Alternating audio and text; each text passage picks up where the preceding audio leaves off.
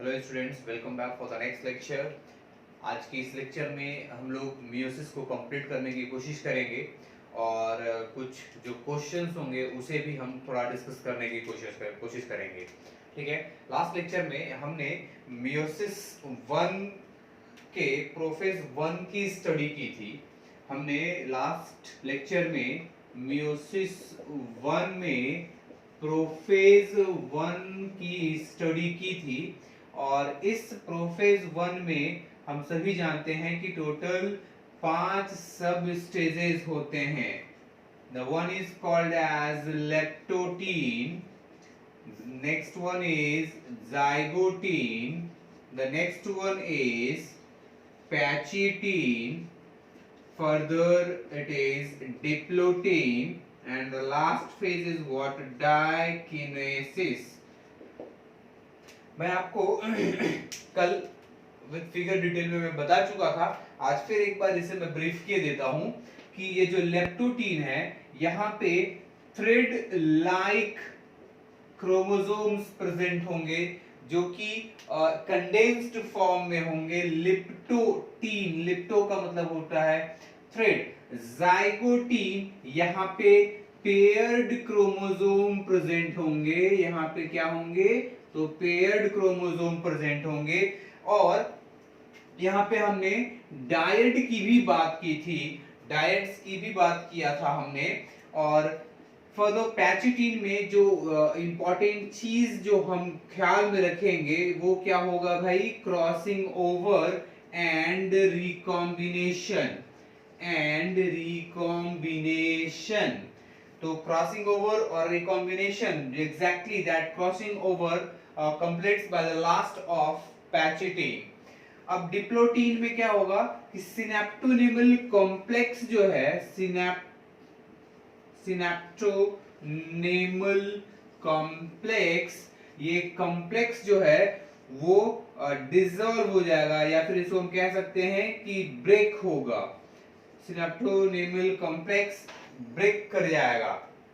और diakinesis, the phase of that particular diakinesis, हम इसे कब समझेंगे कि डाइकिनेसिस आया है? when nuclear membrane and nucleolus disappears, जब यहाँ पे डिसअपियर हो जाएगा और जो सेंट्रियोल है अपोजिट पोल्स में मूव कर जाएगा। Centriole moves to the opposite pole, centriole moves to the opposite pole. तो ये एक शॉर्ट में मैंने आपको बताया कि जो इंपॉर्टेंट चीजें यहाँ पे होंगी इसे हम बॉकेट स्टेज भी कहते हैं। This is also what called as bouquet stage. Bouquet stage, zygotene में क्रोमोसोम पेयर्ड फॉर्म में रहेंगे तो डायड्स की बात होगी। और इस पैचिटीन को हमने कहा था कि ये लॉन्गेस्ट फेज है। This is what the longest phase, जिसमें दो टाइप्स के क्रोमोसोम को हम एंटरटेन करते हैं, जिसे बोलते हैं paternal chromosome and maternal chromosome. और ये जो पैटर्नल और मैटरनल क्रोमोसोम है, if chromosome is coming from the male parent, they are called as paternal chromosome. Those chromosome जिसके केस में जो क्रोमोसोम जो आ रहा है फ्रॉम मदर साइड आ रहा है, तो इसे हम बोलेंगे मैटरनल, मतलब chromosome from mother side, chromosome from mother side. And paternal को क्या कहेंगे? Chromosome from father side. Okay, जब ये चीजें हम देख लेते हैं तो यहाँ पे जो फर्दर जो प्रोसेसेस हो रहे हैं डाइकिनेसिस तक, from leptotene, zygotene, pachy, diplotene and diakinesis, इसके बाद जो फेज स्टार्ट होगा वो होगा metaphase 1।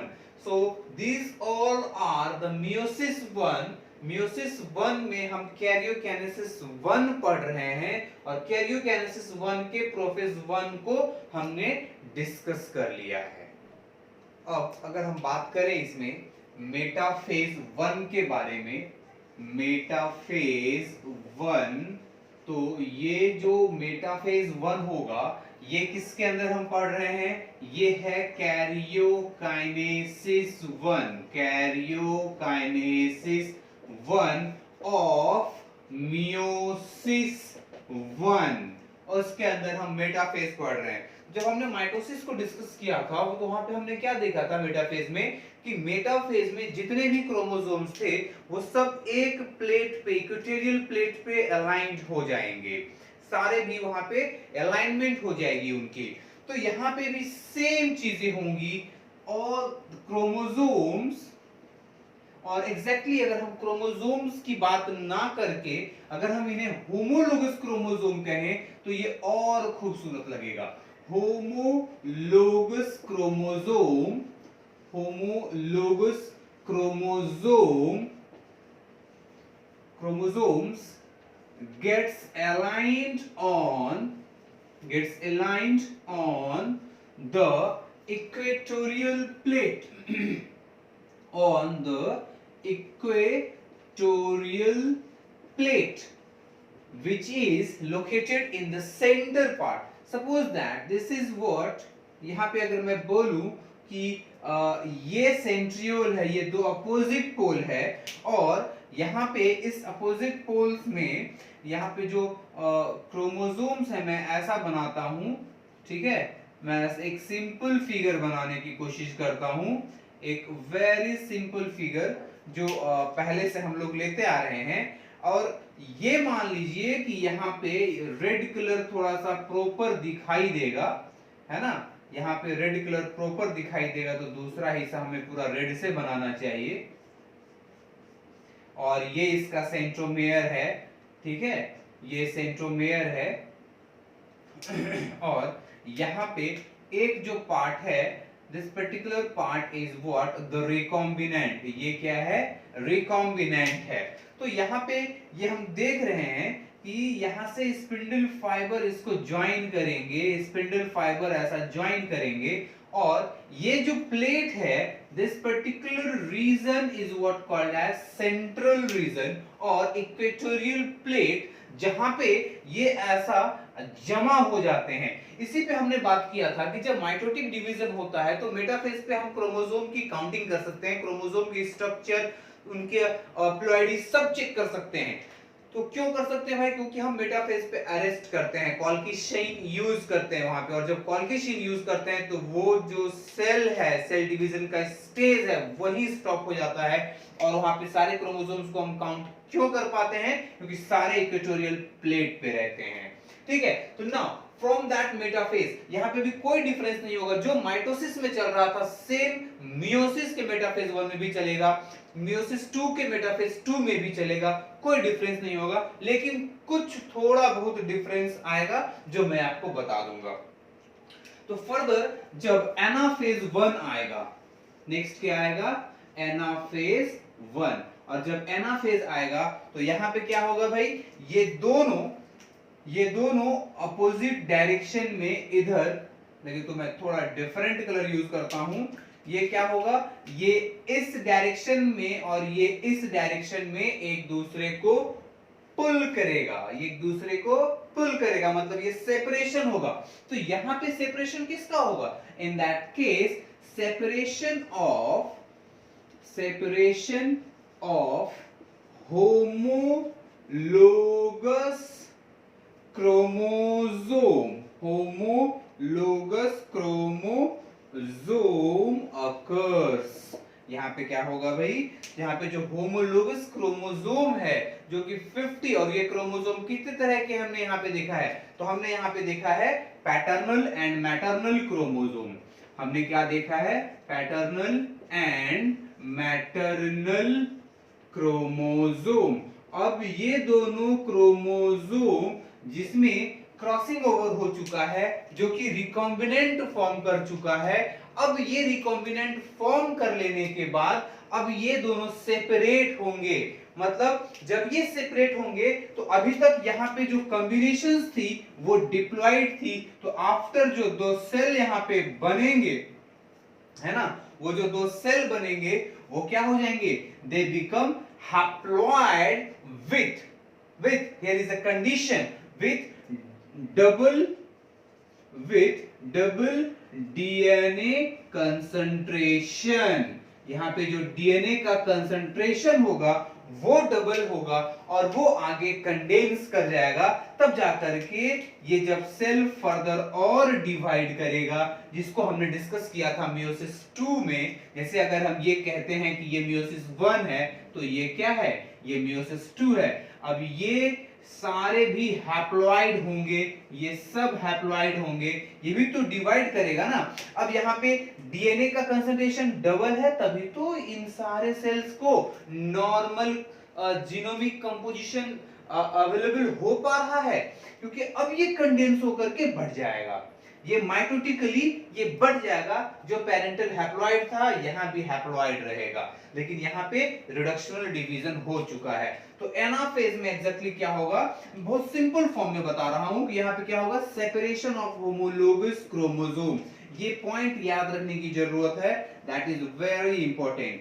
Separation of homologous chromosome, separation of homologous chromosome, ये याद करने की जरूरत है। अब यहाँ पे क्या होगा भाई, मान लीजिए कि यहीं से दो सेल बन गए, एक सेल इधर हो गया, एक सेल यहां से, डबल मतलब सेल नहीं कहेंगे इन्हें, इन्हें हम कहेंगे कि दो न्यूक्लियस बन गया, ठीक है। Now after anaphase 1 there occurs telophase 1 and that telophase 1 is the last stage of karyokinesis 1 of meiosis 1, या फिर हम कह सकें तो मियोसिस 1 का भी ये लास्ट स्टेज है। This is the last stage of meiosis 1। इसके बाद साइटोकिनेसिस हो जाएगा।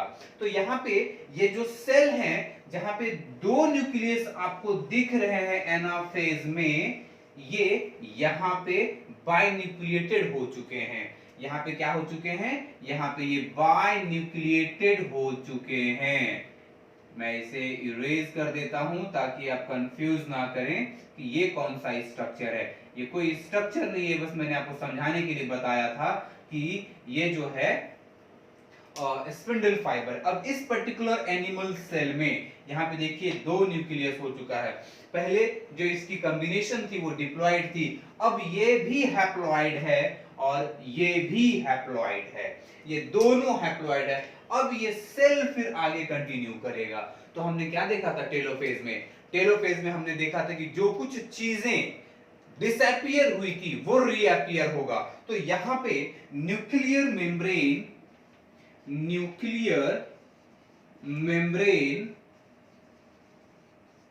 And nucleolus reappears. यहां पे क्या हो गया, जो न्यूक्लियर मेम्ब्रेन पहले डिसअपियर हुआ था, जो न्यूक्लियोलस पहले डिसअपियर हुआ था, वो सब फिर से रीअपियर हो जाएगा। यहां पे क्या होगा, और ये जो स्पिंडल फाइबर फॉर्म हुआ था, स्पिंडल फाइबर डिसॉल्व्स, या हम कह सकते हैं डिसइंटीग्रेट्स। वो क्या हो जाएगा, वो डिसइंटीग्रेट कर जाएगा, वो डिसॉल्व हो जाएगा। और ये सारी प्रोसेस, ये जो है ये स्पिंडल फाइबर डिसअपियर हो जाएगा, सब डिसॉल्व हो जाएगा, और ये सेंट्रियोल भी गायब हो जाएगा यहाँ पे।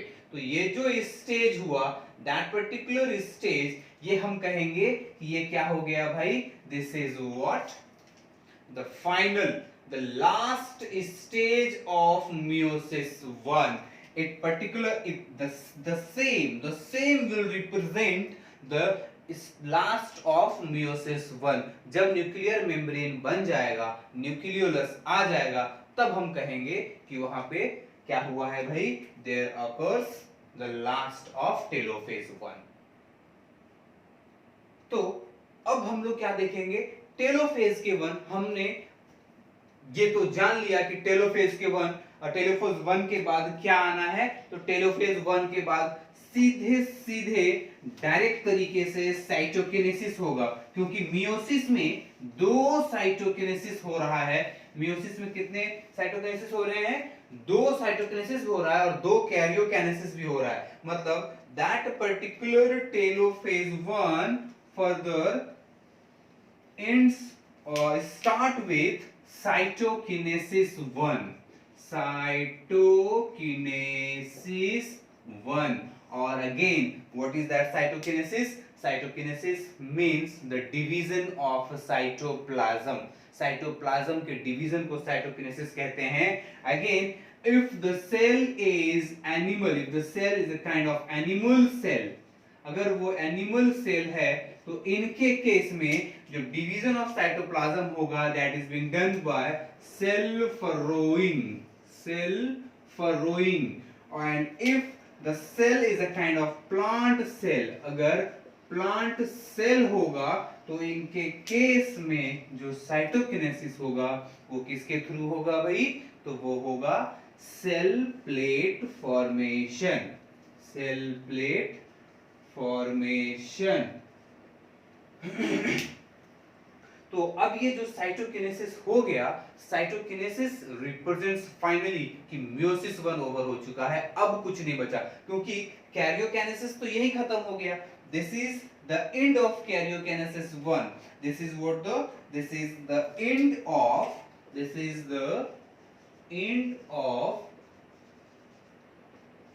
karyokinesis 1.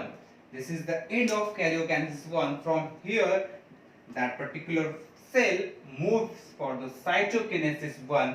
अब ये जब cytokinesis 1 हो गया, karyokinesis 1 हो गया, means it says that cell जो है meiosis 1 को complete कर चुका है। अब मियोसिस 1 के बाद क्या होगा भाई, मियोसिस 1 के बाद मियोसिस 2 होगा। बिफोर दैट मैं एक चीज लिख देना चाहूंगा, that cytokinesis 1, the last of, ऐसा लिखते हैं, the last of cytokinesis 1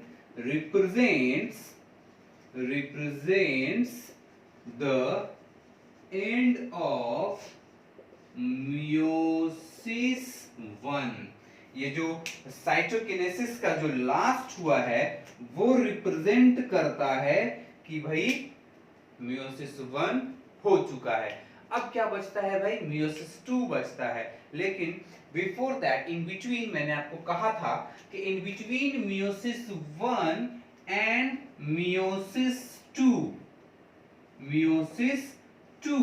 the interphase is not going to occur. The interphase is not going to occur in between meiosis 1 and meiosis 2. Sorry, it is meiosis 2. Okay, meiosis 1 और meiosis 2 के बीच में interphase वाली कोई stage नहीं होती है, फिर से कोई प्रिपरेशन ऑफ सेल नहीं होते हैं, but like interface, a process which is called as interkinesis। ये एक प्रोसेस यहाँ पे होती है जो कि एकदम शॉर्ट है। It is a kind of very short stage and it also lacks, मतलब हम कह सकते हैं DNA replication does not occur। यहाँ पे डीएनए रेप्लिकेशन नहीं होगा, तो इन शॉर्ट हम ये भी कह सकते हैं कि अगर डीएनए रेप्लिकेशन नहीं हो रहा है, if DNA replication is not occurring in case of interkinesis, so हम क्या सोच सकते हैं भाई, the S phase is not present, S phase is absent, but other than the DNA replication, all the materials which is going to be required for meiosis 2 is being prepared very fastly in a very short period of time. And after that interkinesis, the cytokinesis 1 के बाद जो interkinesis phase आया है, वो interkinesis फिर meiosis 2 को start करता है. So now in further lectures हम अभी meiosis 2 को डिस्कस करेंगे और वहां पे हम ये जानने की कोशिश करेंगे कि meiosis 2 में एग्जैक्टली क्या हो रहा है. यहाँ तो हमने देख लिया कि भाई टेलोफेज 1 में आप ये एनाफेज 1 में आप ये ख्याल रखिएगा कि होमोलोगस क्रोमोसोम का सेपरेशन हो रहा है. यहाँ पे ये पॉइंट याद रखिएगा, this is very very important point कि जो एनाफेज 1 है वहां पे क्या हो रहा है, होमोलोगस क्रोमोसोम का सेपरेशन हो रहा है. सेंट्रोमेयर से सिस्टर क्रोमैटिड्स अटैच ही रहेंगे यहां तक. ठीक है, आगे वो सेंट्रोमेयर डिसॉल्व होगा तो क्या होगा ये अभी हम लोग डिस्कस करेंगे.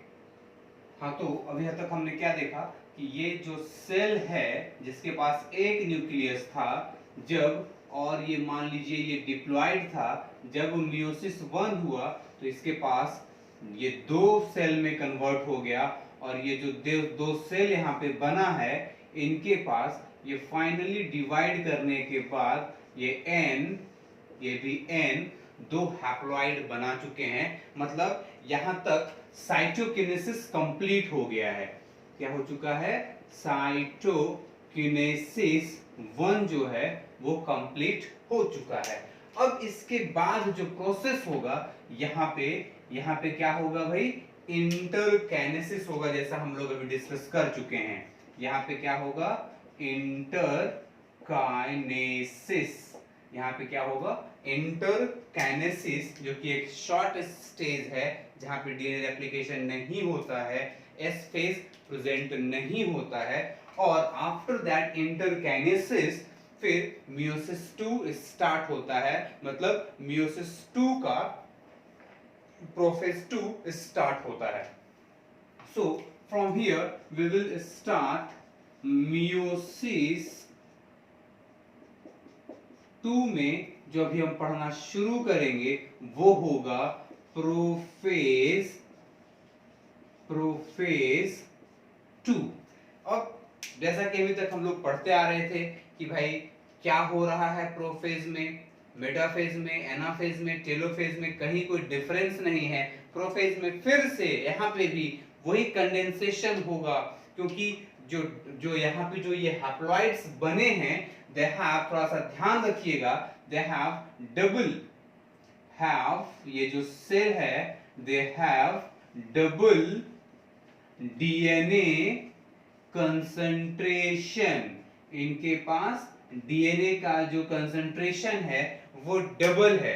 तो अब ये जो प्रोफेज 2 स्टार्ट होगा जो कि पहला फेज है मियोसिस 2 का आफ्टर साइटोकिनेसिस 1.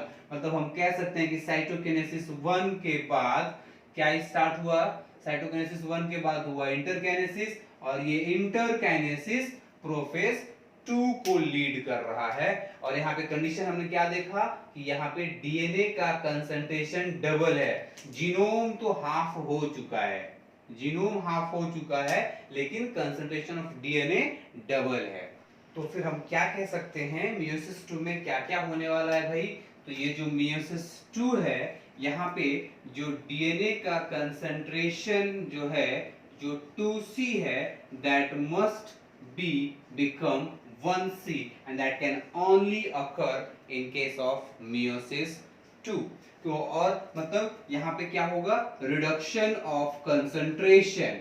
ध्यान दीजिएगा यहाँ पे reduction of concentration of DNA हो रहा है, ना कि जीनोम का कॉम्बिनेशन. तो नेक्स्ट जो प्रोफेज स्टेज होगा, this is the need of meiosis 2. Prophase में क्या होगा, जैसा माइटोसिस में हुआ था. माइटोसिस में क्या हुआ था भाई प्रोफेज में, तो यहाँ पे एक तो हुआ था condensation of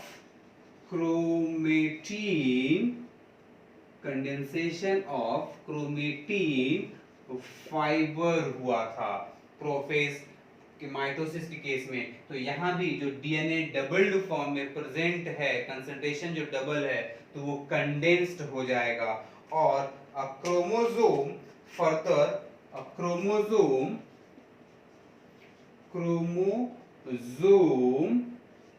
consists of two sister chromatids joined by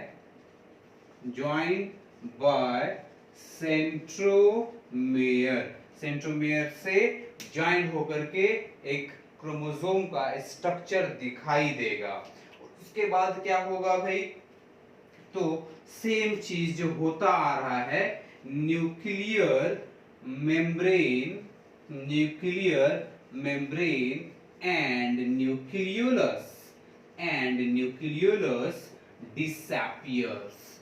ये न्यूक्लियर मेम्ब्रेन और जो न्यूक्लियोलस है वो डिसअपियर करेगा।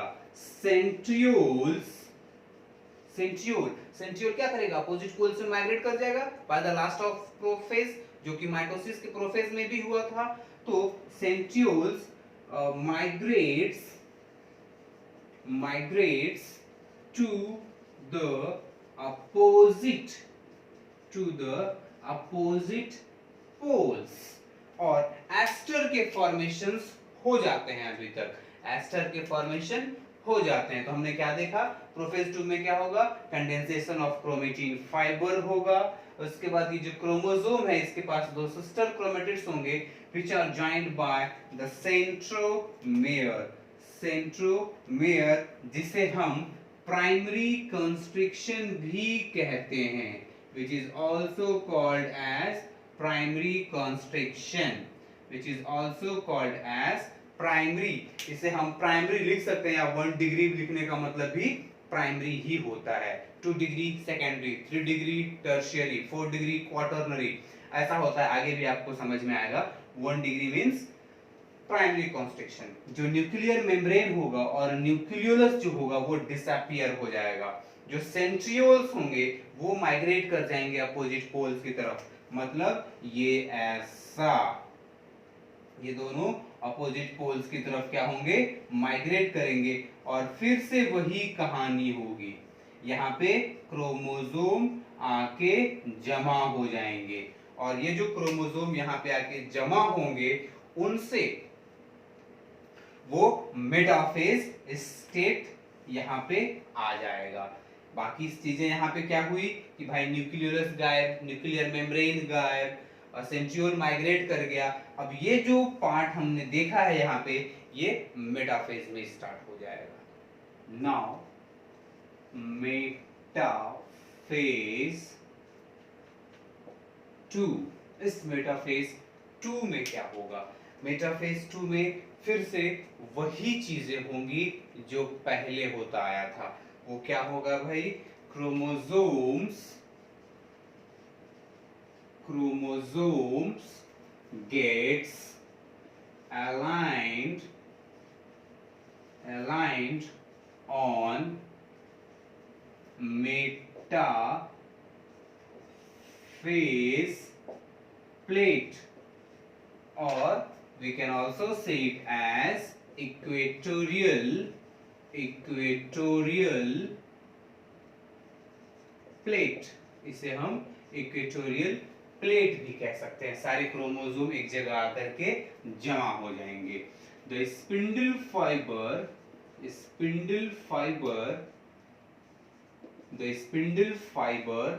gets attached to the kinetochore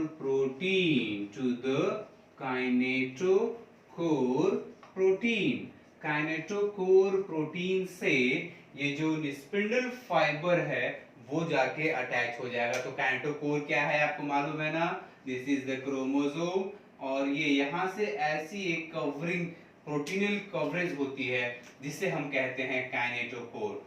this is what called as kinetochore, and on that center that particular centre is what called as centriole. तो centriole को mask करने के लिए एक प्रोटीनल कवरिंग होती है, प्रोटीनल स्ट्रक्चर होती है, उसे हम काइनेटोकोर कहते हैं। This is what called as kinetochore. अब मेटाफेज में अलाइनमेंट हो गई है, इक्वेटोरियल प्लेट पे क्रोमोसोम आ चुके हैं, तो अब इसके बाद क्या स्टार्ट होगा? एनाफेज 2 स्टार्ट होगा, जहां पे मेटाफेज 2 के बाद क्या आएगा? एनाफेज 2।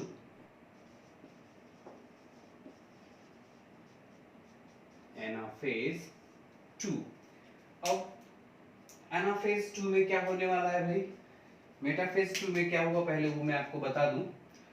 एक फिगर बना देता हूं शॉर्ट में। ये फिगर है, मान लीजिए यहाँ पे ऐसा क्रोमोसोम प्रेजेंट है और इसके साथ ये स्पिंडल फाइबर स्ट्रक्चर फॉर्म हो करके है। यहाँ पे ऑलरेडी कोई क्रोमोसोम प्रेजेंट नहीं है, मतलब दोनों में से सॉरी कोई न्यूक्लियर मेम्ब्रेन प्रेजेंट नहीं है, क्रोमोसोम जो है वो इक्वेटोरियल प्लेट पे आ चुका है इन मेटाफेज 2। अब क्या होना है? ये एक दूसरे से अलग होगा, तो ये हैप्लॉइड हो जाएगा। तो यहाँ पे उसको अलग होने के लिए क्या होना चाहिए भाई? इसे ब्रेक होना जरूरी है। ये जो स्पिंडल फाइबर है इसे ब्रेक होना जरूरी है। तो यहाँ पे क्या होगा?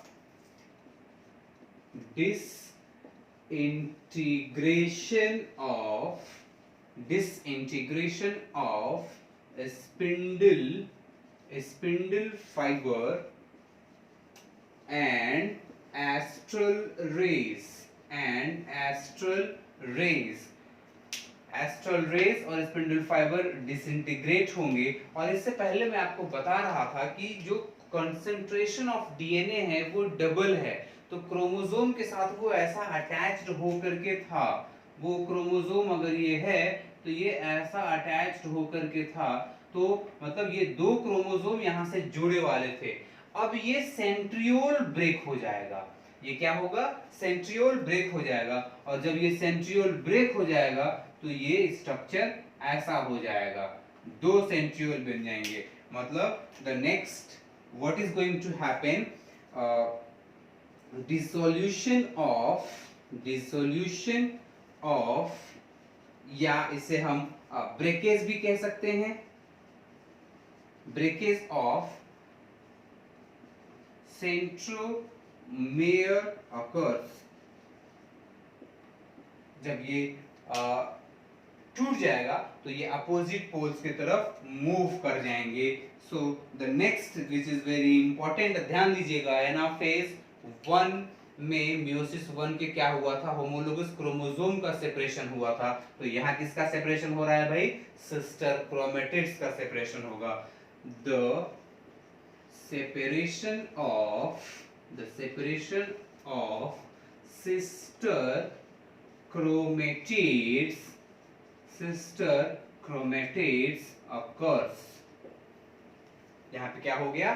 सिस्टर क्रोमेटिड सेपरेट कर गए। Now that anaphase 2 further moves to that particular anaphase 2 further moves to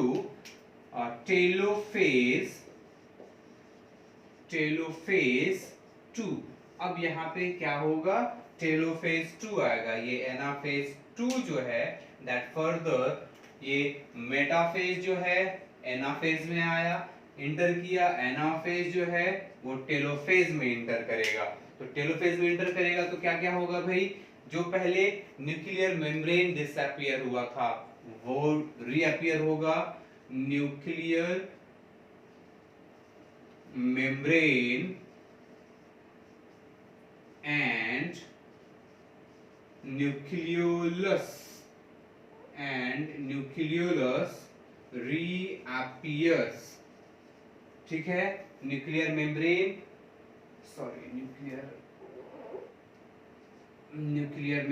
and nucleolus reappear कर जाएगा। और यहाँ पे ये जो सेंट्रियोल है, centriole and astral raise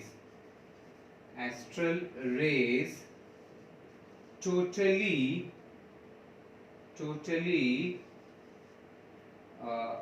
breaks off,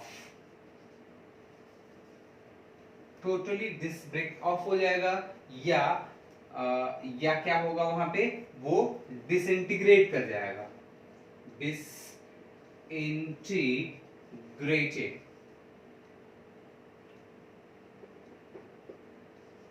disintegration of spindle fibre and astral rays, मैं यहाँ पे ऐड कर देता हूँ एक शब्द स्टार्ट्स, यहाँ पे स्टार्ट हो जाता है और यहाँ कंप्लीट हो जाता है, यहाँ पे कंप्लीट हो जाता है। टोटली मैंने शब्द लिखा है टोटली, और डिसइंटीग्रेशन ऑफ सेंट्रियोल और एस्ट्रल रेज टोटली कंप्लीटेड। और जैसे ही टेलोफेज 2 लास्ट होगा, मतलब it indicates what? It indicates the last of karyokinesis 2 of meiosis 2। ये क्या इंडिकेट करता है कि कैरियोकाइनेसिस 2 ऑफ meiosis 2 लास्ट हो चुका है। अब इस टेलोफेज 2 के बाद क्या होगा, साइटोकिनेसिस होगा। हाँ, तो टेलोफेज में इतनी चीजें हुई, मतलब क्या हुआ कि जैसे मान लीजिए ये एक सेल यहाँ से चला था, तो इसके सफर में ये 2 सेल बनाया था, ये डिप्लॉयड था, तो ये हैप्लॉयड, ये भी हैप्लॉयड, और फिर यहाँ पे ये 2 और सेल फॉर्म कर लिया है मान लीजिए, जो कि सारे हैप्लॉयड हैप्लॉयड। फिर से मैं बता देता हूँ, तो टेलोफेज में एग्जैक्टली क्या हो गया भाई कि ये एक सेल टेलोफेज 2 में, ये मान लीजिए ये सेल बढ़ा टेलोफेज 2 के लिए, तो ये एक ऐसा कॉम्बिनेशन ये बना लिया, ये सेल फर्दर एक ऐसा स्ट्रक्चर बना लिया, और ये दोनों फिर अलग हो जाएंगे, ये न्यूक्लियस, ये न्यूक्लियस, ये न्यूक्लियस, ये न्यूक्लियस। जब ये टेलोफेज आगे बढ़ेगा तो this is what the meiosis 2, this is 1 meiosis 1। जब ये टेलोफेज आगे आएगा तो ये साइटोकिनेसिस 2 में इंटर करेगा, जहां पे अगेन अगर प्लांट सेल हैं, plant cell divides by cell plate formation and animal cell divides by cell furrowing। Okay, ये प्लांट सेल प्लेट फॉर्मेशन के थ्रू डिवाइड कर जाएगा, एनिमल सेल फर्रोइंग के थ्रू डिवाइड कर जाएगा, and that particular cytokinesis it represents the last of or completion of meiosis, or what we can say last of, it indicates the last of meiosis 2 of meiotic division। meiotic 2 का meiosis 2 of meiotic division ये complete हो चुका है, मतलब at the last अपने को क्या मिला है, 4 haploid cell. This all are, अब यहाँ पे this all are haploid cells. अब यहाँ पे ऐसा डिवीजन हो गया, यहाँ पे ऐसा डिवीजन हो गया, तो यहाँ मैं बनाता हूँ, ये कितने सेल्स अपने के पास मिल गए, ये 1 2 3 4, and these all are haploid, जो कि इनसे अगर इनकी कंपैरिजन करेंगे तो यहाँ पे क्या हो जाएगा, अगर हम इनकी कंपैरिजन करते हैं तो जो पेरेंट है यहाँ पे पेरेंट डिप्लॉयड है, और जो ऑफ स्प्रिंग है वो क्या है, वो हैप्लॉयड है। सो 4 हैप्लॉयड सेल्स हमें मिलते हैं bye the last of meiosis। तो ये सारे प्रोसेस हमने देखा, हम समझ गए कंप्लीटली कि वहां पे क्या हो रहा है एग्जैक्टली। बाकी हर जगह कहानी सेम है, बस आपको ख्याल यहाँ रखना है कि मियोसिस 1 और मियोसिस 2 के कंपैरिजन में एनाफेज 1 में होमोलोगस क्रोमोसोम का सेपरेशन होगा और एनाफेज 2 में सिस्टर क्रोमैटिड्स के सेपरेशन होंगे। और जब सिस्टर क्रोमैटिड डिवाइड हो गया मतलब समझ लीजिए वो कंप्लीटली मियोसिस 2 कंप्लीट हो चुका है। हाँ तो दोस्तों एक क्वेश्चन कर लेते हैं जिससे कि आपका मियोसिस का जो कॉन्सेप्ट है वो और क्लियर हो जाएगा कि मियोसिस 1 और मियोसिस 2 में एग्जैक्टली क्या होता है। क्वेश्चन पढ़ते हैं। If a pollen grain contains 30 chromosome, so this is what the information given by the question to us, जो कि आपको हिंट दिया है, हेल्प करेगा ये आपके क्वेश्चन के सॉल्व करने में। और 50 ग्राम डीएनए दिया है, तो ये हम कह सकते हैं अमाउंट या फिर कंसंट्रेशन ऑफ डीएनए दिया गया है। और एक और हिंट दिया गया है कि भाई ये पॉलन ग्रेन की बात हो रही है जो कि जनरली हैप्लॉइड होते हैं, दे आर जर्मिनल सेल्स। उनके केस में म्यूटिक डिवीजन होता है और म्यूटिकली वो फॉर्म होते हैं, म्यूटिक माइटोटिक दोनों के केस में, दोनों के डिवीजन होंगे उसमें। Then what will be the number of chromosome? Here is the demand of the question कि number of chromosome और DNA amount, मतलब क्या फाइंड आउट करना है हमें? Number of chromosome and amount of DNA in microspore mother cell in G2 phase, meiosis 1 products, meiosis 2 products, meiosis 1 और meiosis 2 के case में और G2 के केस में अमाउंट ऑफ डीएनए और क्रोमोसोम का नंबर क्या होगा। जैसा मैंने आपको पहले भी बताया है कि भाई क्वेश्चन को बहुत प्यार से पढ़िए, आप जितने प्यार से पढ़ेंगे उतना प्यारा वो आपको सॉल्यूशन प्रोवाइड कर देगा।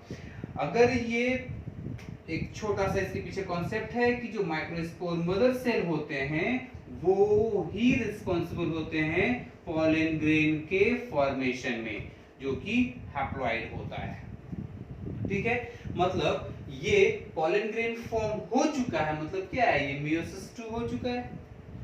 ये तो सवाल ही इसका, ये तो क्वेश्चन में ही आंसर दे दिया अपने को। और पहले इंटरफेज होगा, ठीक है, इंटरफेज के बाद मियोसिस 1 होगा, उसके बाद मियोसिस 2 होगा ना। तो जब इंटरफेज मियोसिस 1 मियोसिस 2 ये ऐसा लीड करेगा तो इंटरफेज के G2 फेज के बारे में मुझे जानना है। मियोसिस 1 में जो प्रोडक्ट्स के अमाउंट, नंबर ऑफ क्रोमोसोम और अमाउंट ऑफ डीएनए क्या है वो जानना है, और मियोसिस 2 में अमाउंट ऑफ डीएनए और नंबर ऑफ क्रोमोसोम क्या है वो जानना है। तो यहाँ पे हमें गिवन क्या है कि जो पॉलन ग्रेन है जो कि म्यूटिकली 4 फॉर्म होंगे at the last of meiotic division, वो हैप्लॉइड हैं और उनके पास 30 क्रोमोसोम है, they have 30 chromosome and 50 picogram DNA concentration at last. तो हम कॉन्सेप्ट क्या जानते हैं कि इंटरफेज जो है, इंटरफेज में G1S G2 होता है, G1S और G2 होता है, और S स्टेज पे डबलिंग ऑफ कंसंट्रेशन हो जाता है। क्रोमोसोम एक लेवल पे थोड़ा डबल कह सकते हैं, कंसंट्रेशन डबल हो जाता है। तो अगर मान लीजिए ये 50 है तो ये मियोसिस 2 में ही 50 है ना, तो पहला आंसर तो हमें मिल ही चुका है कि भाई मियोसिस 2 के प्रोडक्ट्स में 30 क्रोमोसोम होंगे और 50 पिकोग्राम डीएनए होगा। ये तो हमें क्वेश्चन से ही मिल गया है, क्योंकि मियोसिस 2 होगा तभी तो पॉलन ग्रेन फॉर्म होगा ना, सीधी बात। और मियोसिस 2 क्या है, ये इक्वेशनल डिवीजन है तो कोई फर्क नहीं गिरता। मियोसिस 1 क्या है, रिडक्शनल है, मतलब ये यहाँ से कंसंट्रेशन ऑफ डीएनए तो घटता है लेकिन क्रोमोसोम का नंबर नहीं घटता है, यहीं पे जो होना होता है घट जाता है। तो यहाँ का जो क्रोमोसोम का नंबर होगा वो क्रोमोसोम का नंबर यहाँ भी होगा, मतलब इनके केस में भी कितना क्रोमोसोम होगा भाई, 30 होगा। लेकिन डीएनए का कंसंट्रेशन रिड्यूस हो जाता है, क्योंकि वही मियोसिस 1 में हमने क्या देखा कि मियोसिस 1 के लास्ट में टेलोफेज 1 में कंसंट्रेशन ऑफ डीएनए डबल था इनके, मतलब यहाँ पे क्या होगा भाई 100 पिकोग्राम होगा। अब ये घट करके 50 हो जाएगा। अब जब इनका कंपैरिजन यहाँ से करेंगे तो जो G2 स्टेज पे जो सेल्स हैं, मियोसिस 1 जब होता है तो मियोसिस 1 में क्या होता है, यहाँ होता है रिडक्शनल डिवीजन, और यहाँ क्या है, यहाँ है इक्वेशनल डिवीजन। तो यहाँ कितना होना चाहिए भाई, एग्जैक्टली डबल होना चाहिए, 60 क्रोमोसोम रहेंगे, और ये कंसंट्रेशन ऑफ डीएनए क्या होगा 200 picogram. So this is a very easy question, और ऐसे कई क्वेश्चंस मैं आपको और आगे भी करवाऊंगा। तो बाकी आपको अगर कुछ डाउट हो तो आप कमेंट बॉक्स में रिप्लाई कर सकते हैं, और उसके बेसिस पे मैं आपको वहां पे गाइड भी करूंगा। और उम्मीद है कि शायद आपको मैं मियोसिस कंप्लीटली पढ़ा चुका हूं, और एक कल थोड़ा कुछ हम लोग क्वेश्चन भी करेंगे, और कुछ मियोसिस और माइटोसिस के बीच में डिफरेंस क्या है वो भी देखने की कोशिश करेंगे। ठीक है, थैंक यू वेरी मच।